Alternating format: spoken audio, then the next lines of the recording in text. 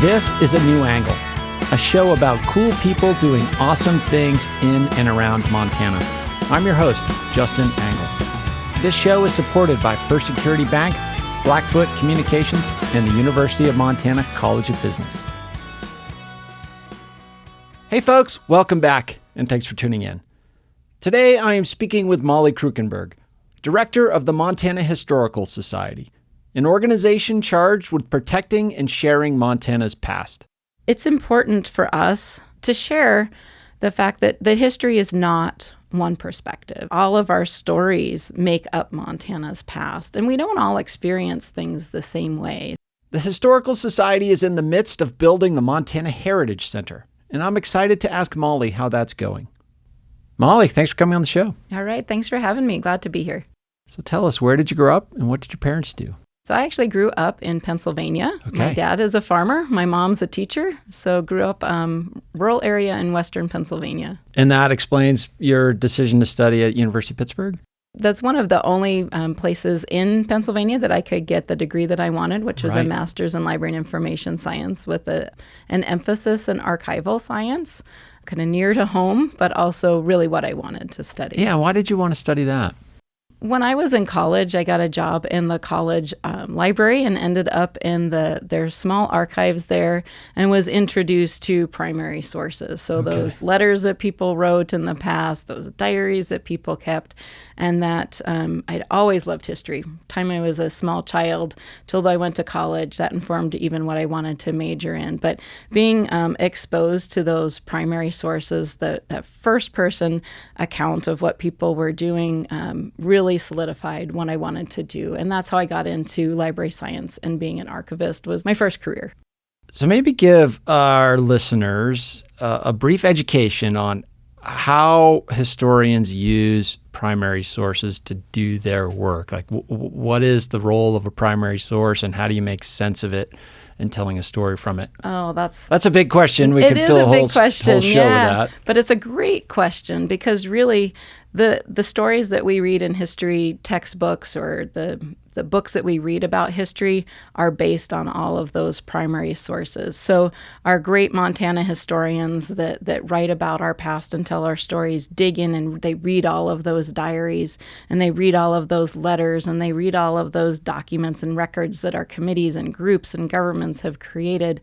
And then they synthesize all that information and kind of create that story and tell it. But it really is those personal stories that create who we are as Montanans and create our history. And it's so important that we share those individual stories and keep them. That's what I really love about history. At its very core, it's the story of every individual that's made up our state, that tells who we are as Montanans. Sure. And I'm trying to think of an analog from my research. I do a lot of survey research, and we have to use methods to account for the people that don't respond to the survey.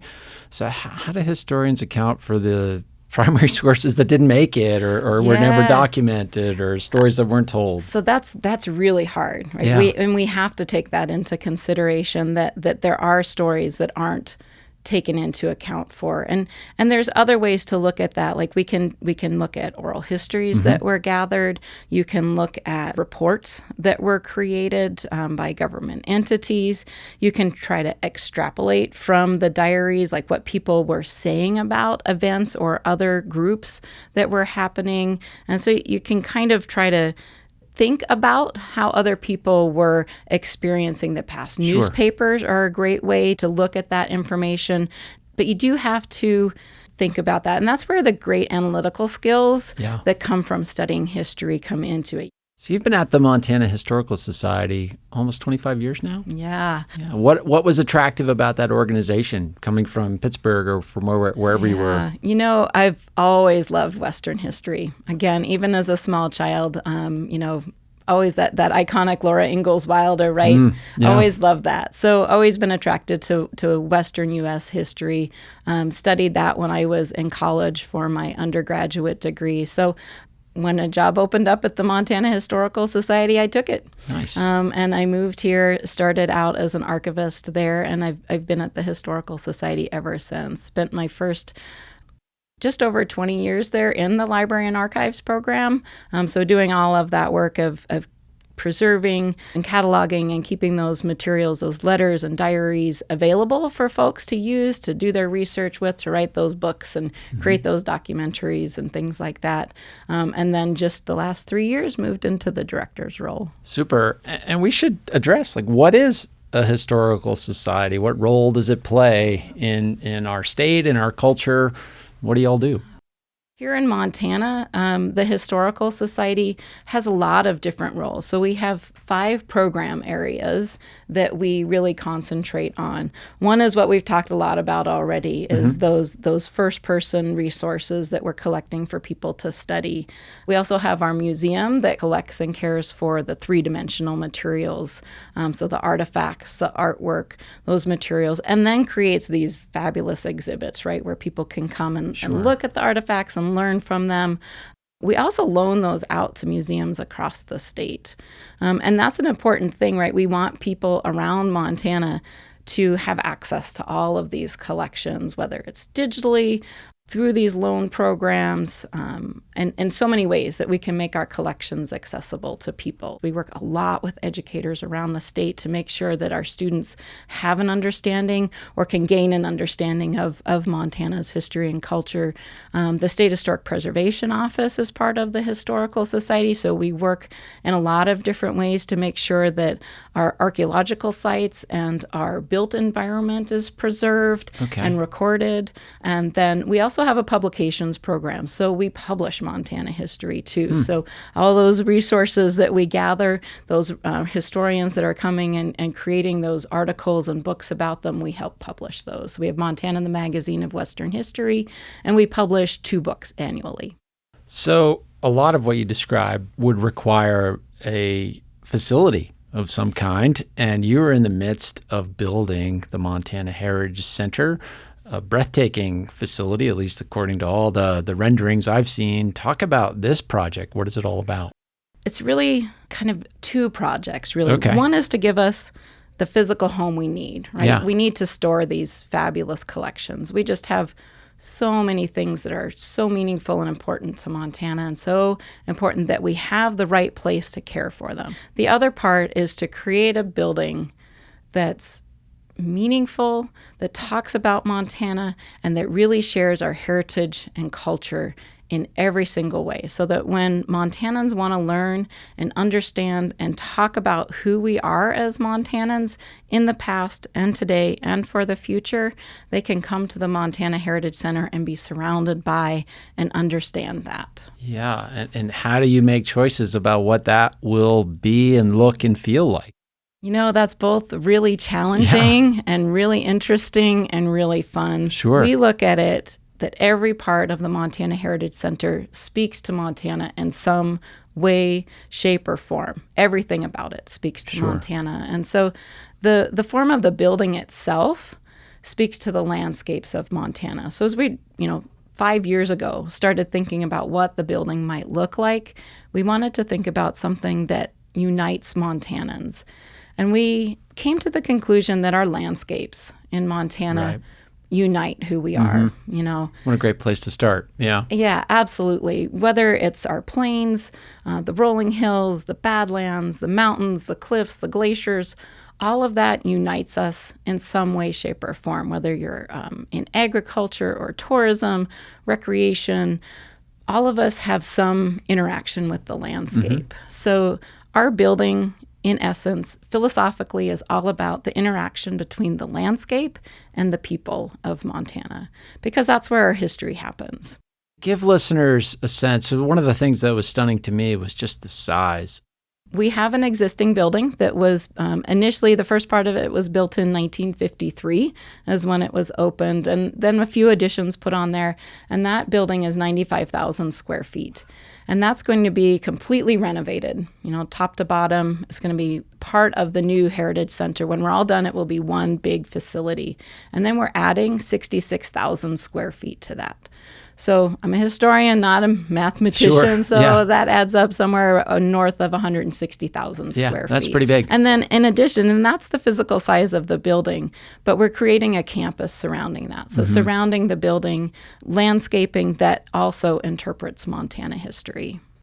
So you're building this wonderful facility, and you have a lot of things that need a home.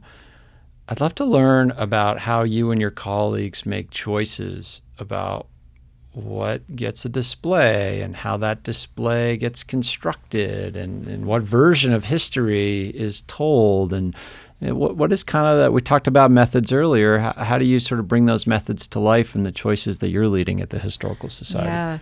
Yeah. Again, the really, really interesting process, and one that we've been really involved in for the past 3 years. This is not an easy conversation to have. When the facility's done, we'll have about 30,000 square feet of exhibit space. Okay. So more than double the exhibit space that we have before. Almost half of that will be one gallery called the Montana Homeland Gallery that's roughly a chronological telling of Montana history from about 14,000 years ago to contemporary times. Even though 16,000 square feet is a lot of space, that's really hard to fit that many years of history into that much time. So it's hard to make those decisions. It's hard to determine, of the 60,000 plus artifacts that we have, plus all of our pieces of art, plus our million photographs, what do we use to tell those stories? Our curators have been having these conversations about what artifacts to put in, which stories to tell, like I said, for over 3 years now. And essentially we've gone back and said, what are the critical stories? What are the big stories about Montana that have to be highlighted as we're going through? And so there's some basics. Like, we really need to tell the story of Native American life in Montana pre-European contact. Okay. So that's a big part of what we're telling. So there's the big themes, right? The gold rush, fur trade era, copper mining in Butte, World War I and II, and kind of the homestead boom and bust, and the Constitutional Convention, big turning point in Montana. And so there's those big themes that we're telling throughout, but then scattered throughout all of that are smaller stories that we're telling, and bringing in those human voices, bringing in multiple perspectives on things. That it's important for us to share the fact that the history is not one perspective. Right. As I mentioned earlier, all of our stories make up Montana's past, and we don't all experience things the same way. So we may all go to one event, or there's one, I think we were chatting before the show about, say, the Battle of the Little Bighorn, Exactly. for example.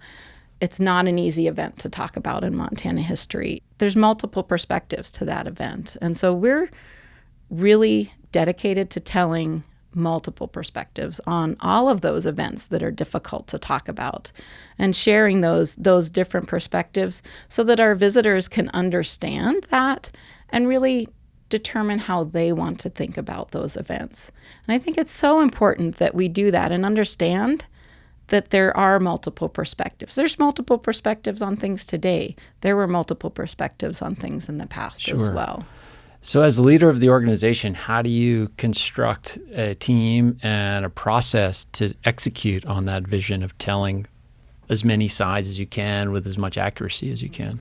Well, fortunately, I have fabulous curators on our staff. So we're bringing in, we have curators who lead from two perspectives. One is the content perspective, that understanding what are the stories we need to tell, what voices do we need to bring in at specific points throughout the gallery. And then also, what are those artifacts that tell those stories, the right? Things, yeah. The things, exactly. And then the voices, the oral histories, the photographs, and things like that. And then the other side is that, how do we actually build it? What do the cases look like? What do the immersive structures look like? What do the media look like that help tell the story and help build those experiences? So we've also brought in outside historians to help review all the content, to make sure that, we're not missing or having just our own biases in, including Native American historians in that perspective as well. well. We've also brought in outside firms. So we have an exhibit design firm that's helping us design some things. We have an exhibit fabrication firm on board as well, and also a media design firm to help us design all the media. So lots and lots of work on our part of figuring out what those stories are and what those artifacts are and how we're going to make sure all of those fit, but lots of people to help us with lots of the details too. We'll be back to my conversation with Molly Kruckenberg after this short break. A New Angle is supported by First Security Bank, Blackfoot Communications, and UM's College of Business. Access to capital, broadband, and education are 3 ingredients any community needs for success. Hey, this is Colter Nuanez from ESPN Missoula, and you're listening to A New Angle. Welcome back to A New Angle. I'm speaking with Molly Kruckenberg about the Montana Historical Society. And so you, I would imagine, rely heavily on public funding and the gracious donations of benefactors and so forth. How do you balance, if a donor has a view of how a story should be told or wants a certain story to be told and not another? How do you kind of navigate those waters, assuming that they've come up at some point in your tenure? We've actually been really fortunate to not need to address that. Okay. But it's also not something I'm willing to bend on. Sure. We are not Great. allowing donor interpretation into our galleries. We don't feel that that's appropriate. It's really historian-based. It's not possible to keep every bias out of your exhibits and out of history. It's just we're all human, correct? Yeah. But we're working. I don't think that should be the objective, right? Yeah. I mean, part of it is being open and transparent about those biases. Absolutely. And we're every time you're telling history, you're bringing your own biases from it. We're bringing our 21st century perspectives to it. And one of the things that is important is to make sure we're not putting our 21st century perspectives onto things that happened in the 19th century, but understanding what perspectives they had in the 19th century, which also makes us say we don't need to have those 19th century perspectives, but understanding where they were coming from and perhaps why that guided their actions then helps us understand maybe where we should go differently today. And that's part of the reason I think that the work that we're doing to create new exhibits is so important, to create the entire Heritage Center, to be honest. It's understanding why these events in the past happened and how we keep some of them from happening again, right? It's understanding the changes that have happened, why they happened, the way they happened. If we understand those now, that helps us shape a different future. And it feels like we're living through a time where the concept of history is contested in a way. I mean, the telling of history has always sort of been contested in some fundamental way. We've talked about some of the methods that are used to navigate that, but we're also living through a time where, on both sides of the aisle, we're seeing certain topics or certain interpretations of history be presented as threatening ideas, as ideas that maybe we shouldn't consider. How do you kind of view this period that we're living through now and your responsibility to kind of help Montanans find their way through and find truth in the moment? I'm not sure it's our responsibility to help people find truth, but to help people understand the past. And I go back to this idea of providing multiple perspectives on things and providing information and allowing people to inform their own opinions. And so if we look at topics that are difficult, and we need to look at topics that are difficult and understanding them, avoiding topics that make us uncomfortable is not an appropriate response. Yeah. So, in Montana, one of those topics is boarding schools. Right. And it would be easy to place blame in certain areas. That's not really the point. But the point is to understand why it happened, what everybody's perspective is on it, to understand that certain people were hurt by that, and maybe to understand how we can prevent those things from happening again, to create places for conversation, I think is really important. I'm a big advocate for using events of the past to create conversations around current events, so that we can move forward in the future. That's why history is so important, right? It's to understand those really difficult conversations and create better from them for the future. And there are absolutely things to celebrate about our past too. Not everything's dark and uncomfortable. There are things that are really things to celebrate. I mean, the 1972 Constitutional Convention, I mean, that's a fabulous thing. There's so many women involved with that. There's, so many great things. It was really one of the most progressive constitutions in the United States at the time. But those are also ways to create conversations too about what did that mean for Montanans and what does that mean for us today. And that's what I think's important about the work that we're doing here. Let's talk about all the things you're doing to get students and young people involved in the Historical Society, the Heritage Center, because what you're describing here, this sort of openness to the complexity of our history and the various stories and multiple perspectives, that is a sensibility that all of us need, but young people in particular need to cultivate that early on, in my view. How are you engaging with kids throughout the state?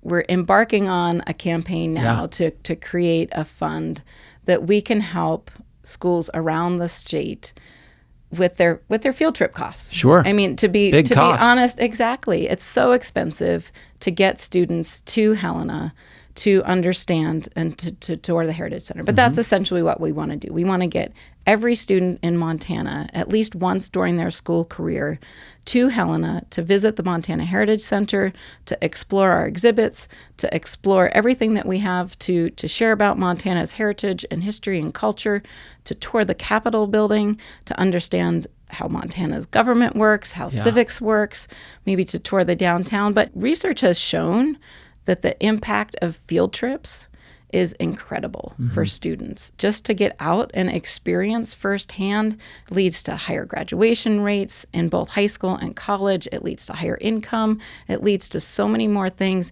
And just firsthand, I don't know how many people I've talked to have said, I remember when I was a student and came to the Historical Society. That's what I want for Montana students in the future. You mentioned this campaign of trying to create the opportunity for every Montana young person to get to the Heritage Center. Where are you at in that process? Have you secured funding? Like, what does that look like? I know you've mentioned you have tremendous support from the governor and other leaders in the state. Give us an update. It's a $10 million campaign to kind of start this. We want it to be a fund where we've got this principal. We'll use the interest of it to fund this program and offer grants to schools. Right now, we have just over $1 million already in hand towards the campaign. So that goal, like I said, is $10 million in hand so that we can initially start those grants in the 25-26 school year. So we're looking for some folks to help fill those coffers a little bit for us so that we can get this program up and running. If folks listening want to get involved, where would you point them? Just search for the Montana Historical Society, and you can find my name there, Molly Kruckenberg, and just give us a call. I'm always happy to talk about this program. I'm so excited about it because I think it's so impactful for Montana's future. Molly, do you have a favorite Montana story?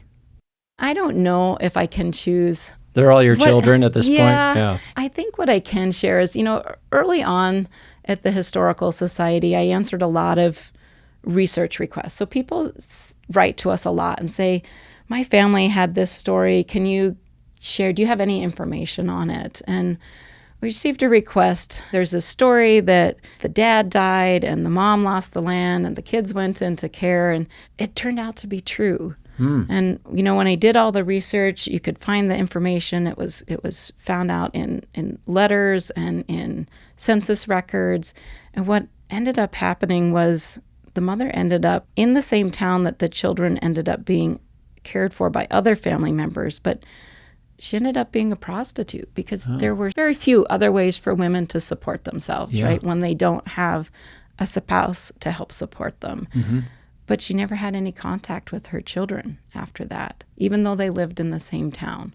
Wow. So a sad story, but one that talks a lot about what it meant to be in the Western United States, to be a woman in the Western United States, to be a child in the Western United States. There was a lot packed into that one small family story that really had some meaning to it, and that just so many things kind of packed into that. It's an important vignette for people to really grasp what people living through that time were experiencing. Yep. And it also, in my mind, helps understand a lot of what we do at the Historical Society is keep all of those stories. Yeah. We keep everybody's story there. And we keep it so we can learn about all of those things, because that story, going back to your first question about how do historians use those materials, that's how they use them. You understand that story, and then that does help us understand that women didn't have other resources. And it's not because women chose to be prostitutes, it's because they didn't have other resources. We have such double standards in our society. It's really hard to understand the choices and limitations that people are operating under when they're in it.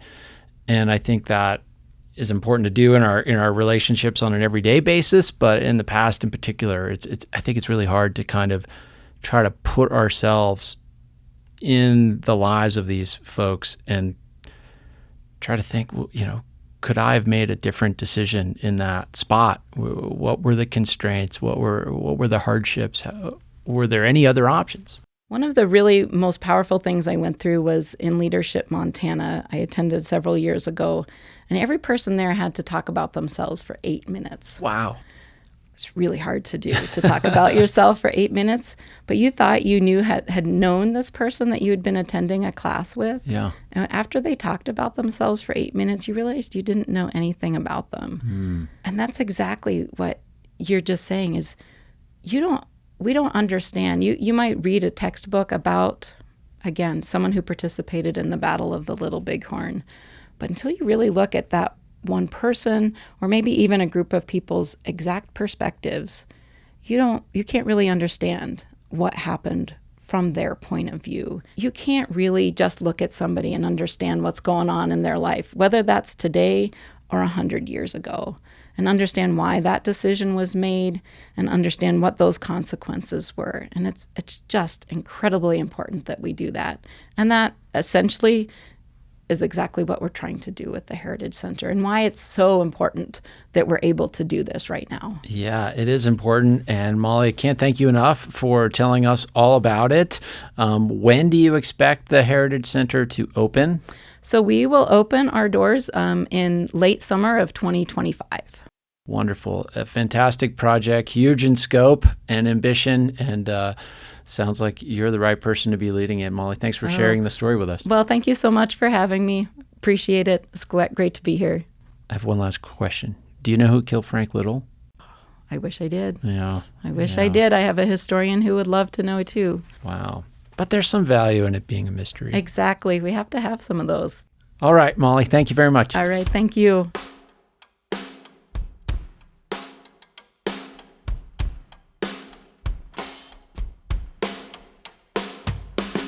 Thanks for listening to A New Angle. We really appreciate it. And we're coming to you from Studio 49. Generous gift from UM alums Michelle and Lauren Hansen. A New Angle is presented by First Security Bank, Blackfoot Communications, and the University of Montana College of Business. With additional support from Consolidated Electrical Distributors, Drum Coffee, and Montana Public Radio. Keely Larson is our producer. Ella Hall is our production assistant. VTO, Jeff Ament, and John Wicks made our music, and Jeff Meese is our master of all things sound. Thanks a lot, and see you next time.